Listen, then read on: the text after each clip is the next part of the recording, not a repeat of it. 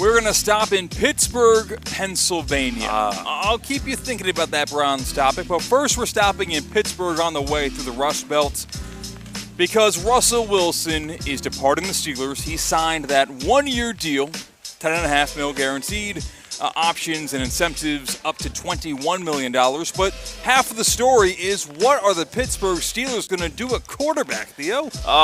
This is actually pathetic what they're left with, the scrap heap, right? So they did bring back Mason Rudolph. They do have Bailey Zappi. No, not Bailey Zappi. Skylar Thompson, former Dolphins 7th rounder.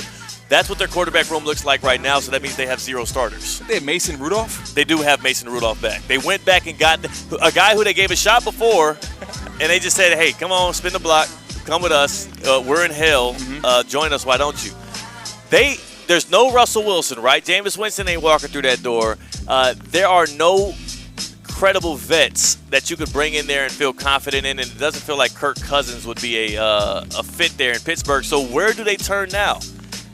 I'm looking at the quarterbacks that have started football games that are available, and the list is shrinking. Carson Wentz is on that list. Oh, that's the first thing you said? Exactly, but that's how bad it is. That's how bad it is. Whereas like Carson Wentz, I know that doesn't feel like a strong option, but it also is one of the only options left. You can go out and get Kirk Cousins. You can sing on the balcony, or I guess up to the balcony of Aaron Rodgers all you want, but it seems like he's either slow playing it or doesn't want to finish his career in Pittsburgh.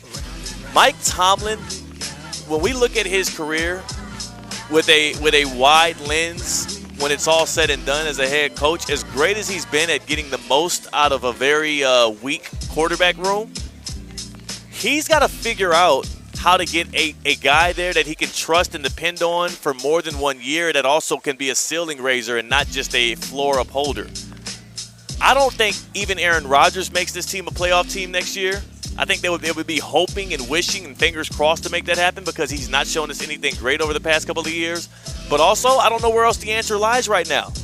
Like, can you come up with a grandfather offer to trade up in the draft and maybe get your hands on Shedeur Sanders or Cam Ward? Those are the only answers that will make me feel comfortable right now. The reason why we have the Steelers in NFL purgatory is the quarterback position. Everyone knows that. That's it. Post Big Ben, they just have not found that answer, and they keep on trying options that are not top premium early first-round picks or not top premium NFL free agents, and they've come up with squats, nothing.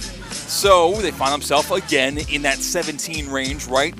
Not very close to getting one of the premier options in the draft, and all of the quarterback free agents are gone, except Aaron Rodgers. So get used to that. Unless the Steelers mortgage the future and maybe move inside the top 10 to maybe grab a Shedeur Sanders if he falls outside the top 5, which people are projecting is a possibility. Yeah. Not a probability, but a possibility.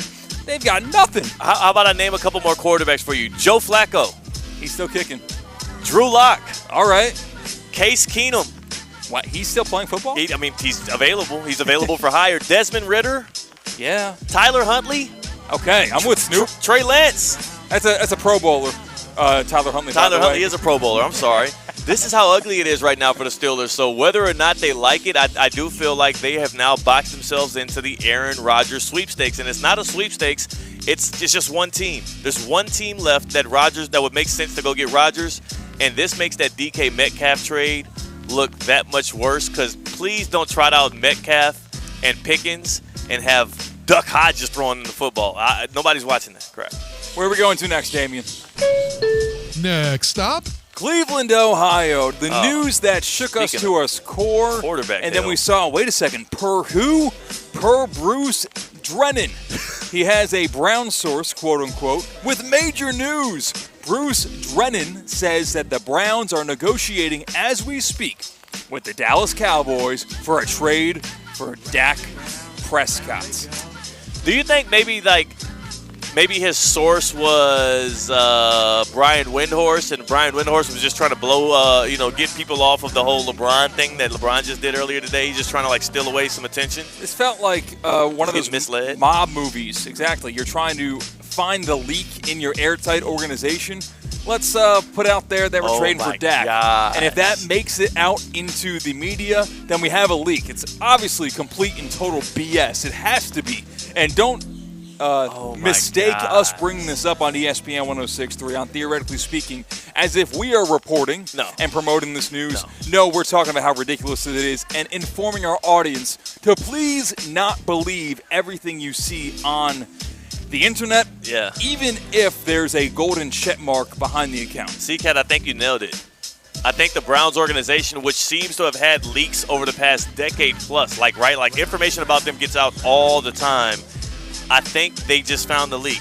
There's a guy sitting in that front office today that Andrew Berry and the Haslams have called to the office who are sitting like, you know you're done, right? Yeah, they did it with Condoleezza Rice. Yeah. Remember when Condoleezza Rice was being reported by is that what that was? Adam Schefter. Had to have been. By Adam Schefter as an option for the Browns' new head coach. They said, member of the government, I always get it wrong. Condoleezza Rice might be the Browns' new head coach.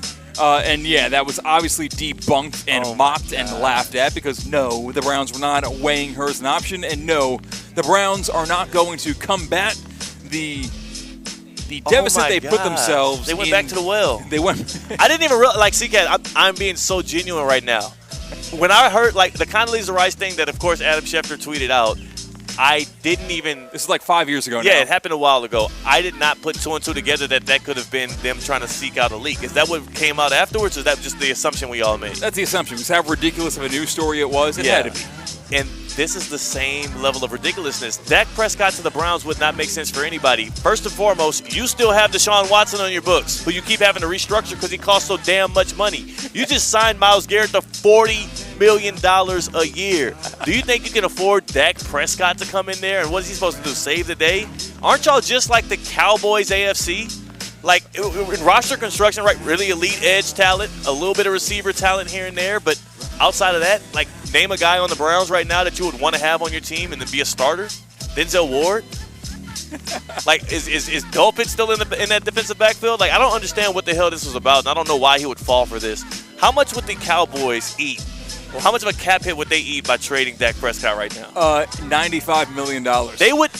This doesn't even make sense for the Cowboys, even if they want to get off Dak Prescott. That sounded like I made up a number. Where I said like $1 kajillion, Theo. No. The number is $95 million.